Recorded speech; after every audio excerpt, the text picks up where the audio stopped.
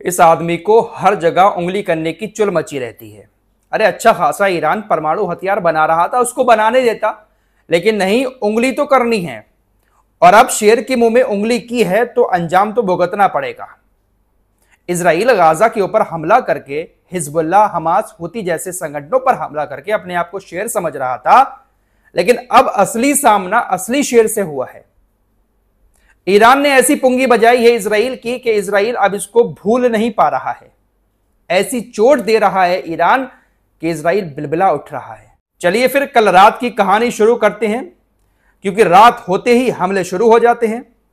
परसों क्या कुछ हुआ है आपको सब मालूम ही है। शुरुआत इजराइल ने की थी, उंगली करके हमला किया, बहुत सारे लोग ईरान के अंदर मारे गए, परमाणु ठिकानों को भी नुकसान पहुंचा। बदला लेते हुए ईरान ने 150 से ज्यादा मिसाइलें छोड़ दी और तेल अवीव के अंदर जो मंजर देखने को मिले, वाकई में यार इजराइल को बिलबिलाना बनता था।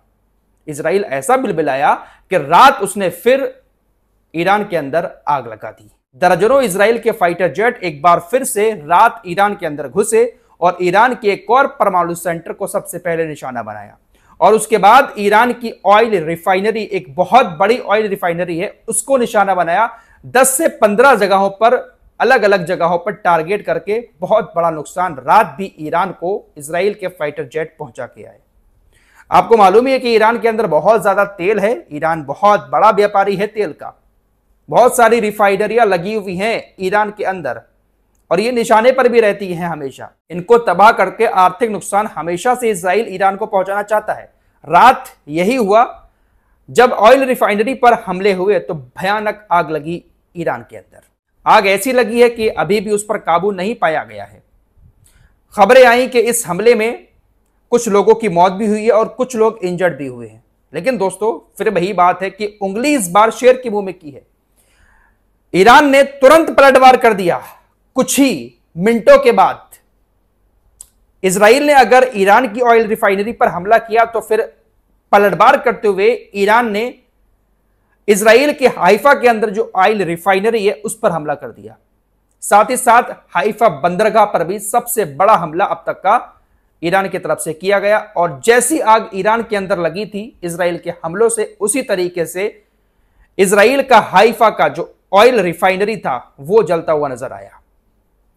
हाइफा बंदरगाह एक ऐसी बंदरगाह है जो सबसे बड़ी है इजराइल की। मेन 3 ही जगह हैं इजराइल के अंदर। तेल अवीव, उसको भी हिट कर दिया ईरान ने। दूसरा हाइफा, उसको भी हिट कर चुका है। तीसरा यरूशलेम। यरूशलेम में इतनी आसानी से ईरान हमले नहीं करेगा क्योंकि वहां पर बहुत सारे मुस्लिम्स भी रहते हैं और यरूशलेम एक बहुत खास जगह मानी जाती है, लेकिन उसको राजधानी बनाने पर तुला हुआ है इजराइल। फिलहाल रात दोनों तरफ से हमले हुए हैं। इजराइल ने भी ऑयल रिफाइनरी पर हमला किया, उधर से ईरान ने भी ऑयल रिफाइनरी पर हमला किया।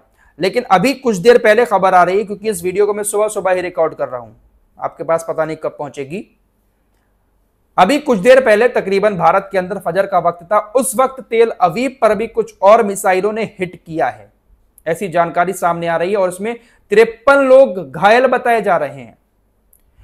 यहूदियों की कुछ तस्वीरें सामने आई हैं जो अपने घरों से उठकर नंगे ही भाग पड़े। इजराइल डिफेंस फोर्सेस की तरफ से भी लगातार इस बात की जानकारी शेयर की जा रही है कि लाखों यहूदी जो हैं वो शेल्टर हाउस में भाग रहे हैं, तो लगातार बंकरों में जाकर अपने आप को छुपा रहे हैं ईरान के हमलों की वजह से। कुल मिलाकर बात यह है कि बहुत बड़ा शेर अपने आप को समझ रहा था, गाजा के निहत्थे लोगों पर हमला करके अब असली शेर के जबड़े में आया है। भले ही ईरान अकेला हो, लेकिन जो कुछ वो कर पा रहा है वो कर रहा है।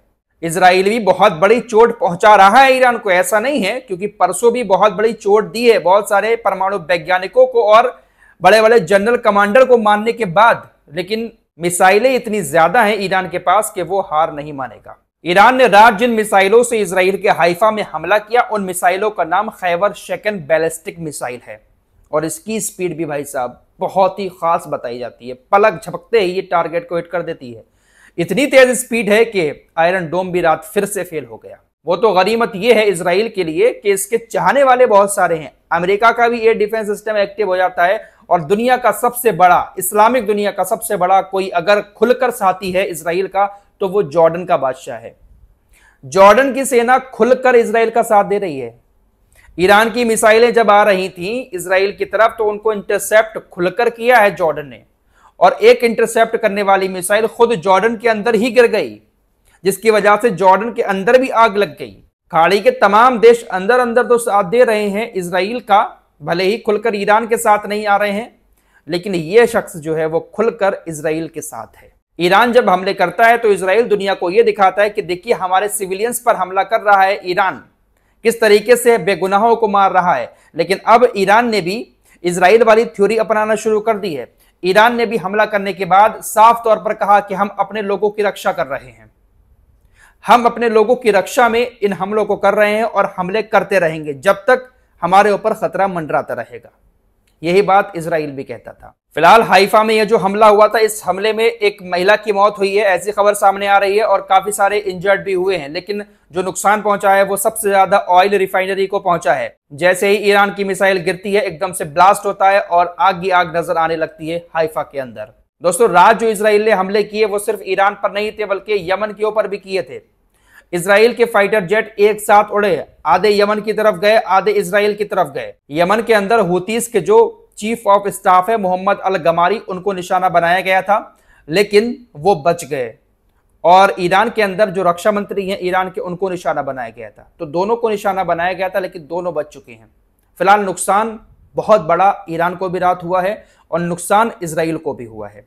तो जैसे को तैसा अब सही मिला है नेतन्याहू को। अजरबैजान की तरफ से साफ स्टेटमेंट दे दिया गया है कि वो अपने एयर स्पेस का इस्तेमाल ईरान के खिलाफ हमलों के लिए इजराइल को नहीं करने देगा। अजरबैजान भी काफी बड़ा दोस्त है इजराइल का। इस जंग के दौरान सबसे ज्यादा तेल किसी देश ने अगर दिया है तो वो अजरबैजान है। अजरबैजान बहुत ज्यादा तेल इजराइल को देता है। ईरान की तरफ से जो मिसाइलें छोड़ी जा रही थी वो आसमान में नजर आती हैं और उनको देखकर फिलिस्तीन के लोग काफी खुशियां मनाते हैं।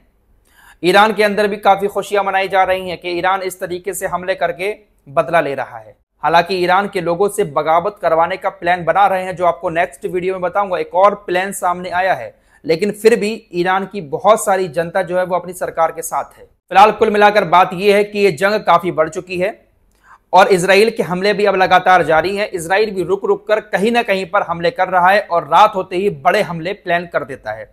7 राज्यों में ईरान के अंदर air defence system active mode पर है। जैसे ही कोई हमला आएगा उसको रोकने की कोशिश की जाएगी। फिलहाल ये जंग काफी बढ़ चुकी है। इजराइल अकेला ये जंग अगर लड़ता है तो वो कभी नहीं जीत पाएगा।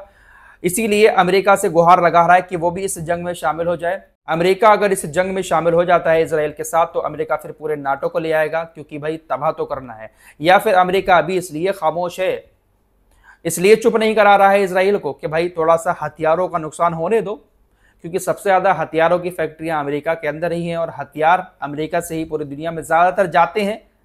तो थोड़े हथियार खत्म होने दो इन लोगों के, उसके बाद थोड़े हथियार और देकर फिर कहेंगे चुप होकर बैठ जाओ। फिर किसी टाइम थोड़ा सा उकसाकर प्लान बनाकर फिर लड़ाई करवा देंगे। तो ये सब चलता रहता है। फिलहाल अमेरिका अंदर अंदर तो पूरा है ही, बस इतना ही तो बचा है कि अमेरिका के बड़े बड़े फाइटर जेट आकर इजराइल के साथ शामिल हो और ईरान के अंदर घुसकर ईरान में तबाही मचाएं। बस यही बचा है, बाकी अमेरिका पूरा पूरा साथ है। कुछ और लेटेस्ट अपडेट जल्द आपके सामने लेकर आऊंगा। चैनल को सब्सक्राइब करके रखें, अपना ख्याल रखें। अल्लाह हाफिज।